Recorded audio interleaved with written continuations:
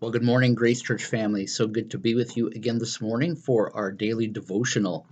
It is a chilly September morning. I think as I was driving to the church this morning, I saw frost on the roofs, and boy, I hope there are a few more warm days still ahead for us. But hope you are all doing well. This is really an exciting time for us here at Grace Church because this Sunday we will be opening up the church to have our first in-person worship service. We've not met together in person as a congregation in the sanctuary since mid-March, and so it's an exciting time. We had a few great parking lot services over the summer, and we were so thankful for them to be able to still see people.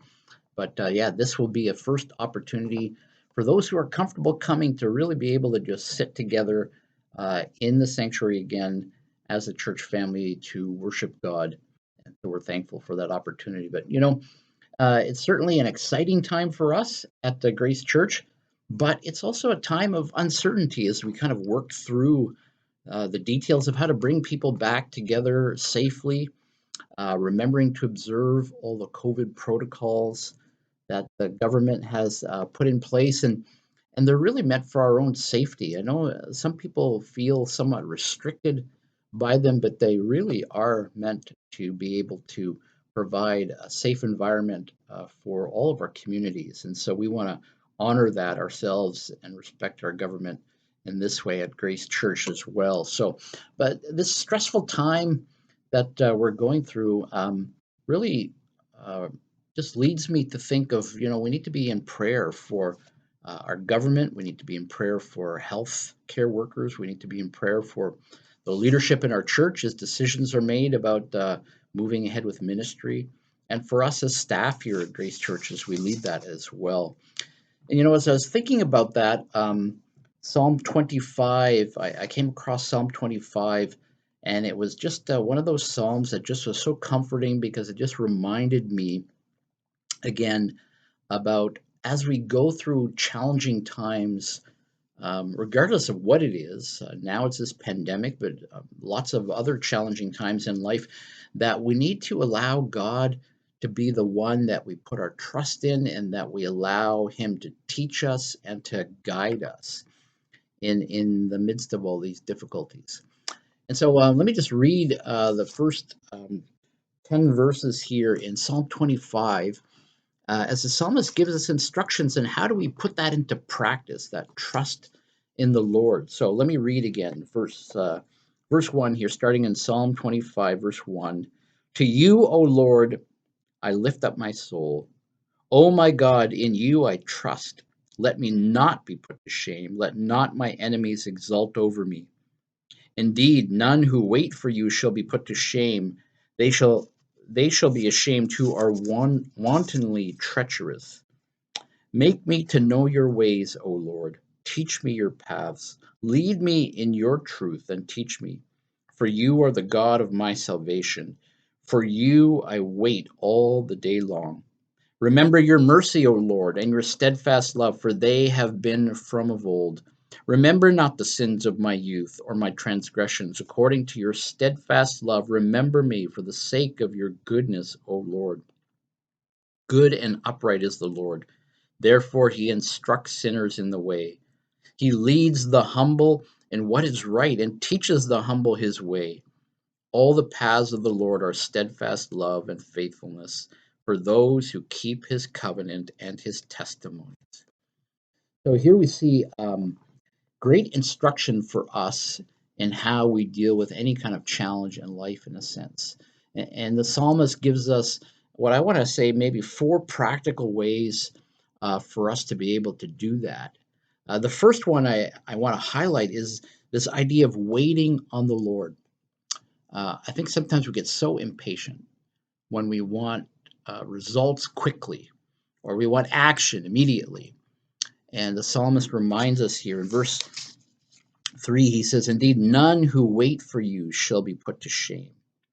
And then again in verse 5, he says, For you I wait all the day long. We need to wait on God, which means spending time reflecting on who He is, what His will is, how we can be obedient to Him, patiently waiting for him to respond to us, to give us direction. And so I think that's one way that we can be practically trusting in God in a difficult time.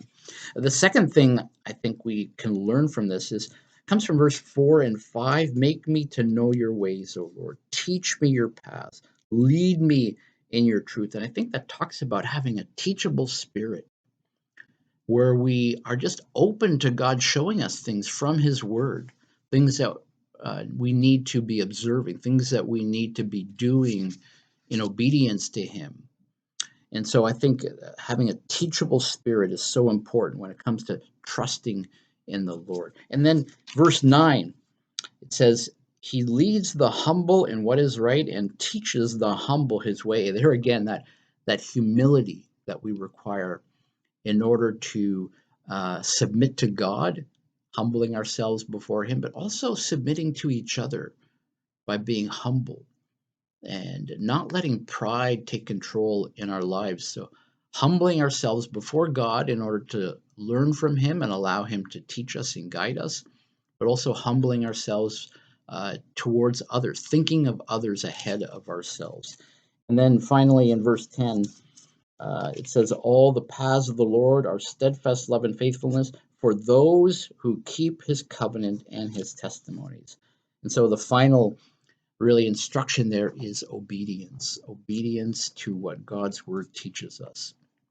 You know, as we look at starting up ministries here at Grace in the next few weeks again, and church services begin again, I hope you'll be praying for our church family that we will all together be looking to God to teach us and guide us through these uncertainties, these uncertain days that lie ahead for us. It's going to be difficult, it's going to be challenging, and yet we can trust that God will be the one to guide us through this.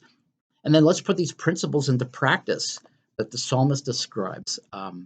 Let's be patient, let's wait on the Lord, truly seeking him, and then being teachable, and then approaching God and others with a humble spirit, opening our hearts up to hear from him and putting others ahead of ourselves. And then finally, just being obedient to what God's word teaches us. So let's look to the Lord in these times. Maybe for you, there's other issues going on in your life. Maybe you're the challenge with kids going back to school, or young adults, you're heading off to university, or I heard someone who discovered that another semester has been canceled now at university. And so they're dealing with that, having to just go back to just online learning. And so maybe it's a financial challenge that you're facing, or you're still looking for a job, or you need a new job. All these difficulties in life require us to find our hope and strength in the Lord, and then seek him to teach us and guide us through these difficult times. And so may that challenge you again this week and in the weeks to come, as things are constantly in transition and change in the communities that we live in here in this time. So God's blessing to you, and look to his word to guide you. And we look forward to seeing you again next time. Bye for now.